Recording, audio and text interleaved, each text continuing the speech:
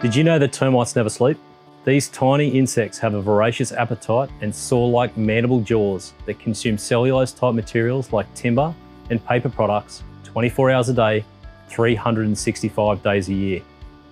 CSIRO reports that 1 in 3 homes in Australia may be affected by termites at some stage. They can do costly damage to your home before you're even aware they're there. Many Australians will find that termite damage is not covered in your home insurance policy, leaving many with large, costly repairs and can even devalue your property. The best thing to do? Prevent them from becoming a problem in the first place. First, avoid any wood to ground contact with timbers that are attached to the property. This will deny termites easy and/or concealed access through small cracks and crevices. Remove all cellulose material, wood, plants, mulch, paper, cardboard from around the foundation of your property and surrounding areas. Next, eliminate water leaks and moisture near the foundation. Termites can't survive without moisture. If you're renovating, check closely for water damage.